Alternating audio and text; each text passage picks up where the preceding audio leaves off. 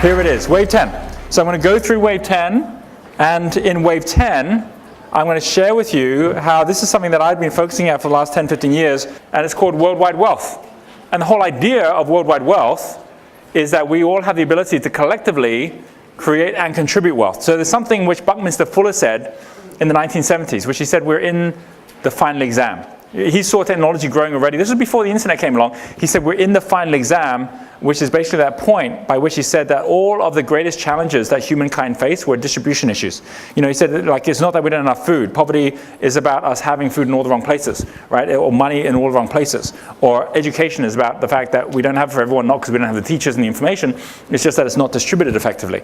So as a result of that, the one thing that allows you to distribute things more effectively is technology. And technology had already got to a point in the world where it could solve all of our issues and challenges. So why was it not happening? He said it wasn't happening because human consciousness had not yet caught up with technology to actually allow us to collaborate effectively using it to be able to actually solve those challenges. So one of two things is now going to happen. Either we're going to have human consciousness catch up with technology and harness it in such a way that we could solve all these issues. We pass the exam, or we don't catch up with it. It keeps on accelerating beyond us, and we end up basically seeing technology destroy humankind, which clearly means that we failed the exam, and given that we won't be here anymore, that's why it's called the final exam. Right? So he said that it started, and we're in this final exam right now, and absolutely, we see this happening every day, which is why so many of us are focusing on consciousness and how we can improve it, because we sense that there's this need for this to happen right now. So what is the answer? What are people out there doing? This is kind of interesting. If you've seen anything on the space race and space flight, you'll notice that there are a lot of the top entrepreneurs around the world, whether it's someone like Jeff Bezos from Amazon.com, Elon Musk from SpaceX, someone like Richard Branson from Virgin Galactic. They're all focusing at space. And you're thinking, is that really necessary? Do we really need to go into space? When I met with Peter Diamandis, who set up the X Prize, what he shared with me, I loved, because it was all about this. You know, we're talking about the fact that for the first time ever, the Earth would have an outside, which changes everything. And you think, well, what do you mean Earth having an outside? Look, imagine if we were in a log cabin, and I was teaching my son how to make a fire for the first time.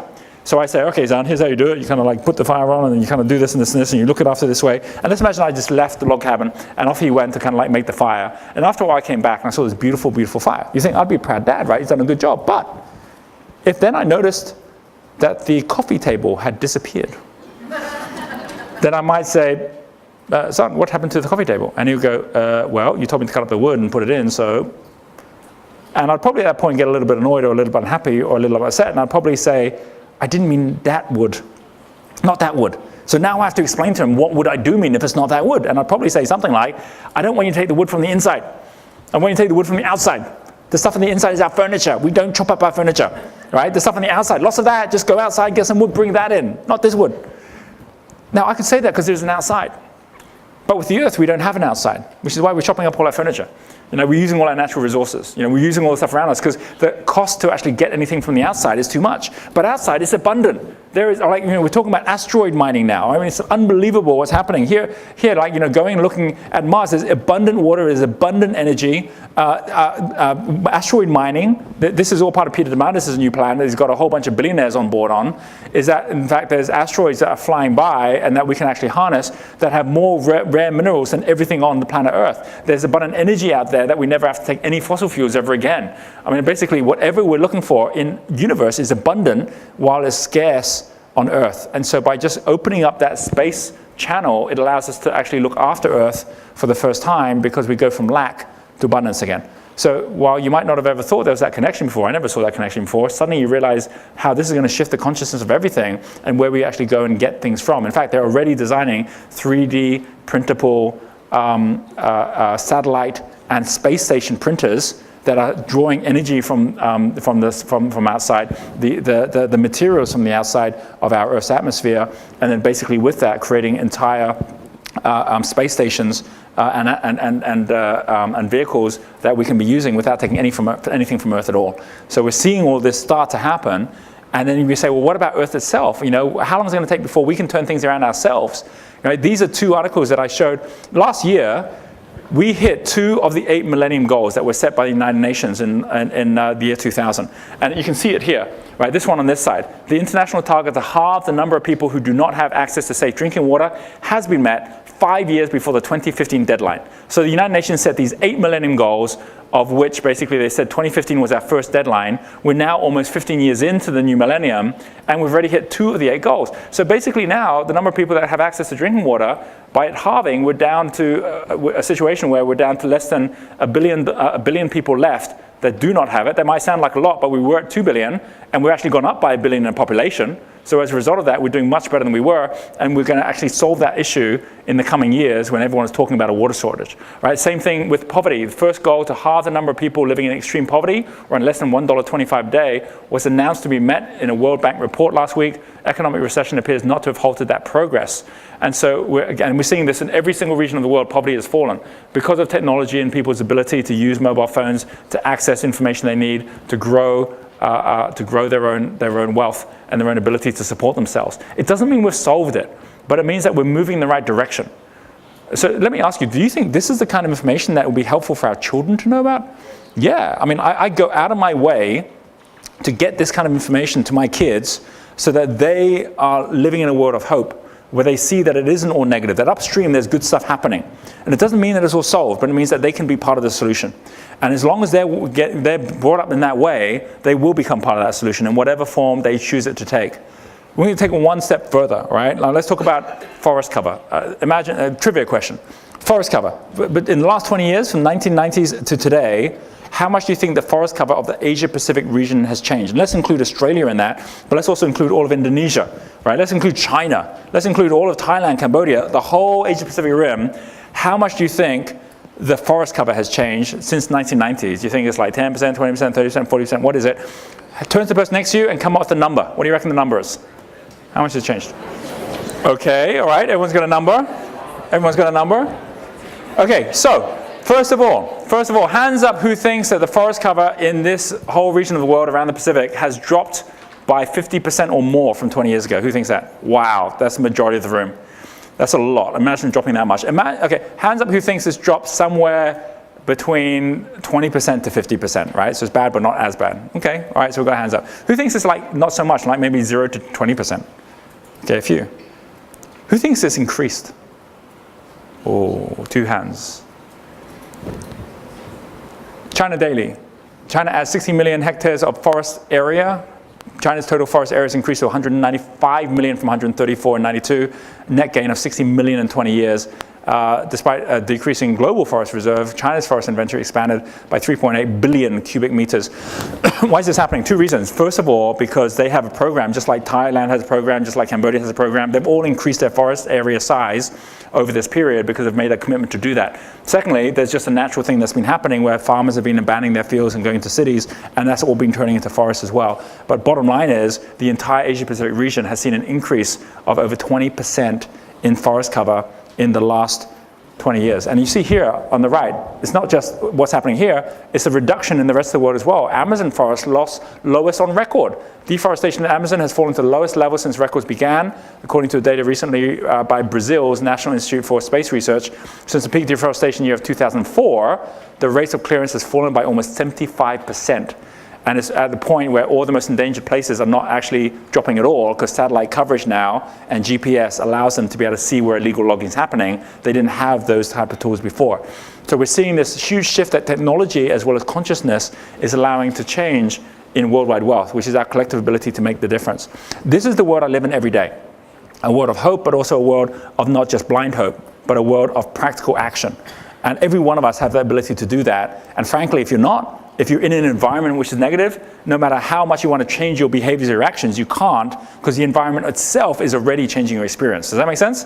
Right? So this is about where you shift your environment. And I know it's one thing to say think positive, but get around people that aren't only positive, but actually are active in it. There aren't that many people, and there haven't been that many people in places like Australia, in places like Asia, which is why I will go after other parts of the world to connect those people and then come back to you and say, here's what's going on out there. But it's up to every one of you to also pass that message on, because this isn't a job for one or a small number of people. It's a job for everyone who comes in contact with these kind of messages. So I share that around Worldwide Wealth. And I'll share how we're making Worldwide Wealth happen through our Entrepreneurs Institute, which we're going to be doing right here also in Melbourne, where we're going to turn all of the learnings that I'm talking about with the Lighthouse into a library where you can get any of the content we're talking about in any particular way. This is not something that you're spending money on, it's something that you're earning money on, right? It's a way for you to actually be able to actually create something which is of value for other people, where you get your own websites, you get your own iPad apps, you get your own videos, you get all of the things we've been talking about today in a format that you can physically use to support whatever it is you're doing today, either in your business or within whoever you're consulting with or mentoring, or frankly, just for your own personal use, where you're actually saying, right, I want to get tapped into a window to the future that we're talking about here, and I want to get tapped into it permanently, so every day when I wake up, it becomes what feeds me in terms of my future and the path I'm going on now as well. And I believe the more people that actually go down this path and work together with us and the people we're working with, the more we're going to see a difference in the world. So I want to finish with a little video. And this video is one which was put together by someone who went to Singularity. I think it's a great video. It's just a very short video, but it's about a different way of thinking about the future. And this is kind of like a parting message from me to you as to, I hope, how you see your year and the impact you can have over the next 12 months.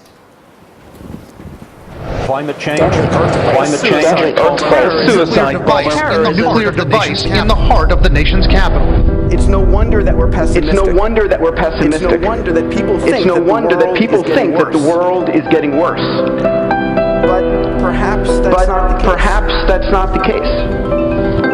Perhaps we forget that we've only just begun. Doing what's never been done before is intellectually seductive. Whether or not we deem it practical. What we're seeing is unfathomably new possibilities all of a sudden becoming available to us. The future doesn't belong to the faint-hearted. It belongs to the brave. You have to trust in something. You have to trust in something. Destiny, your life, gut, karma, destiny, whatever. life, karma, whatever. We truly are living in an extraordinary time. And many people forget this. I'm not technically designed to Can you hear me? Yearning to do what we do. In the service of something larger than ourselves. Where did we come from? Where did we come from? Are we alone in the universe? What is the future of the human race? When you conduct those exercises, innovation follows just as day follows night. We can do this. I know we can because we've done it before. Stay hungry, stay foolish.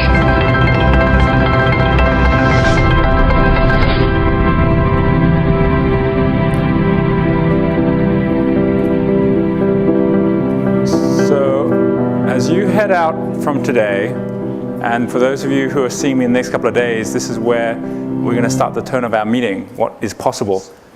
But if there's one message at the end of all of this, after these 10 waves and the shift and change is happening, it comes back to that first thing I said at the beginning of today. Remember what we were talking about when we got in here, which is the future is not where we think it is. Well, if it's not where we think it is, and if we're the bridge, then that really does mean that the future isn't out there, it's in here, that we are the future. It's what we do in the future as opposed to something happening to us, which makes that difference. And there's this great saying by Desmond Tutu, my humanity is bound up in yours, for we can only be human together. One of the most interesting things that has happened in the last 10 years is for this whole idea of us having to explain to computers what it is to be human, by trying to get them to be more like us. For the first time ever, we have had to try and articulate what it is to be human. We didn't have to do it to each other. And suddenly we have to do it to something external to us. And from there, we suddenly realize that we're learning about ourselves for the very first time. So that's how I would leave today, to say that wherever you take yourself, you are human, but there's a higher self that you can decide you lift yourself to. And I really, truly hope that you decide after today to make that commitment and to be in that space and to be the person that you know you can be. Thank you very much.